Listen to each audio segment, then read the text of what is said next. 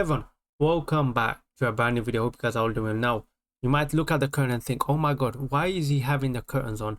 That is because at the time of recording, I'm recording it the night before. So hopefully by the time you watch it, it's the next day and it's in the morning, and hopefully the news is still relevant. Hopefully there's no breaking news at the time.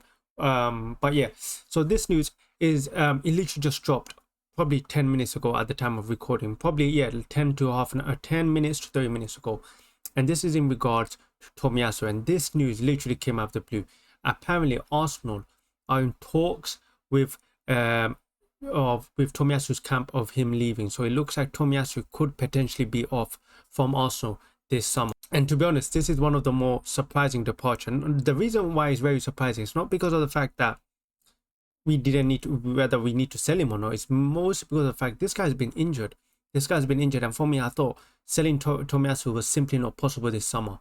I thought if anything, he would be looked at selling him next summer because of the fact that I think he has 1 year left on his contract or something along the lines of that. It doesn't have many years left, so I thought it would be next season. I thought he would get one more chance at Arsenal next season, but this news came out of the blue.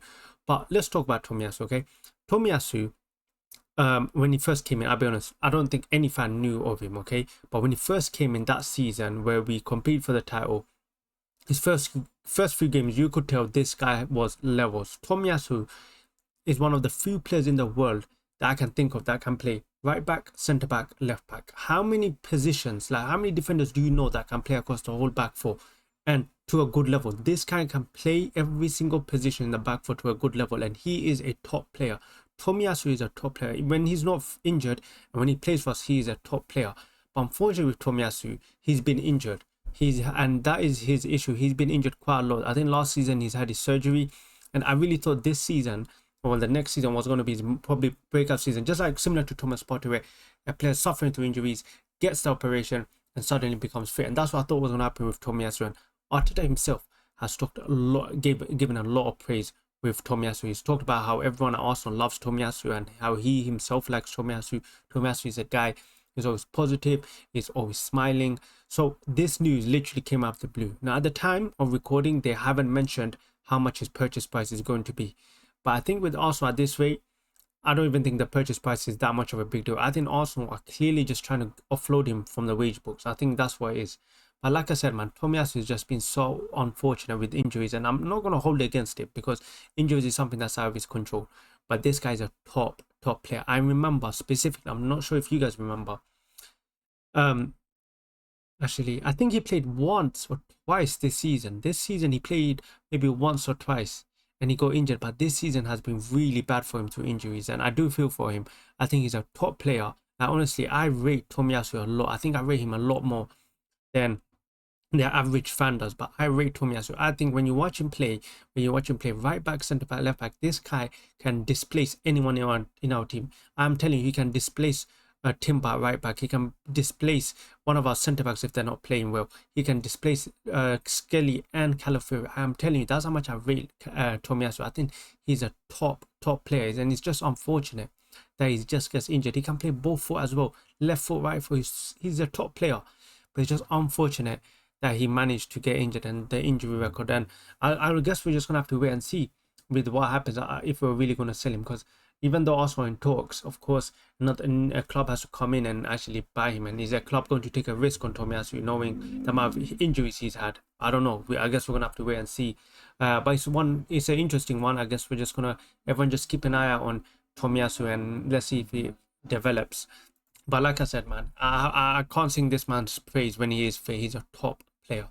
And the next topic we're gonna be talking about is, of course, the striking situation. Now, Sambi Mokbel, I think that's how you pronounce his name, a journalist, I think with the Daily Mail.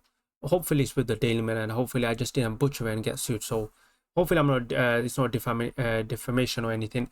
But let's talk about the striking update. Now, apparently, of course, we talked in my last video about how Šeško went quiet and everything, and how apparently it looks like Gyökeres could be now the striker. And apparently the rumors are, well, the reports are that Arteta himself has set a target for when to sign a striker. Apparently he wants a striker within the club, within the squad, before they join the Asia tour. And I think the Asian tour is July 19th. So at the time of recording, that gives Arsenal just a little less than 2 weeks to sign a striker. Whether it happens, I don't know, but apparently Arsenal have made a lot of movement on Gyökeres, so it does look like Gyökeres now is the favourites to lead the line for Arsenal. Apparently Arsenal are looking to sign both Gyökeres or Šeško, either of them, for less than 70 million euros. I don't know how much that comes to, maybe 65 million pounds. So Arsenal want to sign both Gyökeres and Šeško, either of them, for less than 70 million euros. Sporting Lisbon, sorry, not Sporting Lisbon, RB Leipzig have been very difficult with that. Apparently they want 83 million pound, which is 83 million euros. I don't know how much that equates to, which is also, you know, also saying no, we're not going to pay that. And whilst I think with Gyökeres, apparently the Sporting Lisbon's asking price is 80 million euros. But I think the benefit with Gyökeres is more of the fact that he's actually pushing for a move. Whilst compared to Šeško, it looks like he's a bit happy at RB Leipzig. So Gyökeres is more pushing for a move, and I think that's what favours Arsenal. I think that's why they believe they can get the asking price low, because of the fact that Gyökeres apparently has gone strike. He doesn't want to play with Sporting Lisbon. He's done. Like, he's very upset. So I guess that's what's in favour of Arsenal. They believe they could use that to really drive Gyökeres' price down. And if those two don't work, apparently Arsenal's backup is Watkins. And Watkins is he's a good player. He's a good striker.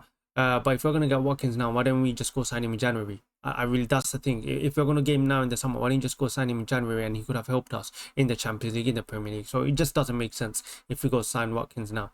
Like, simply just doesn't make sense. In fact, it makes the club look even more stupid. And the final news is Noni Madueke. Now, this transfer, I'm hoping every day, man. I'm hoping every day I wake up that this transfer just comes to an end. This link just comes to an end. But I don't know why. It's just getting stronger and stronger. Now, apparently Fabrizio Romano is now saying that Arsenal have held more talks for Noni Madueke. And for me, like I said, man, this transfer needs to come to an end. I do not want Noni Madueke, not because of he's a bad player, just because of the fact that he's a right winger, and we already have Saka. Saka is one of the best right wingers in the world. Why are you going to spend money on a right winger? Because we all know what's going to happen. Let's say we end up signing him, because we potentially could. Like, this is a signing I feel could really happen. I feel like this right wing signing of Madueke is more likely than a Rodrigo. If we sign Madueke, which is around 60 million pounds, what's going to happen is the club are not going to strengthen on the left wing, and what we're going to hear is there's no more money left. The money has been wasted. And why has the money been wasted? Maybe because of the fact that we dropped 60 million pounds on Madueke, on a player that doesn't even move he doesn't help us, he doesn't close the gap like that. He literally doesn't close the gap between us and Liverpool. Like, there is no point of that signing. It's absolutely a waste of a signing. Like, go spend the money where we need it, which is a left winger. That's where the money should go. Or a Eze. That's where the money should be going. A player that comes in and makes a difference to our 11. I'm tired, I'm sick. First of signing Chelsea players, and secondly signing players to play on the bench who don't even help us close the gap. What is the point of Madueke? Like, go sign a winger that is going to help us close the gap between Liverpool. That's how it is, man. If Arsenal sign Madueke, Arteta, honestly, I'm not even exaggerating, he probably deserves a sack for that signing. If Kroenke's authorized that signing, get them out of the club. Whoever authorizes that signing of Noni Madueke, get them out of the flipping club. Like, you are a disgrace if you authorize that signing. But yeah, man, that's just my thoughts. Let me know in the comments what you guys think. Do you think we're going to sign Madueke? What are your thoughts on Gyökeres? Let me know in the comments. Make sure you like, make sure you subscribe. And if Zubimendi has been announced at the time of recording, welcome Zubimendi. A signing that I think we're going to really need. At one point I was against it, but I'm on board. I'm fully on board with the Zubimendi signing. So welcome Zubimendi if at the time you have been announced. If not, that is very awkward. But yeah, thank you guys for watching. I'll catch you guys in the next one.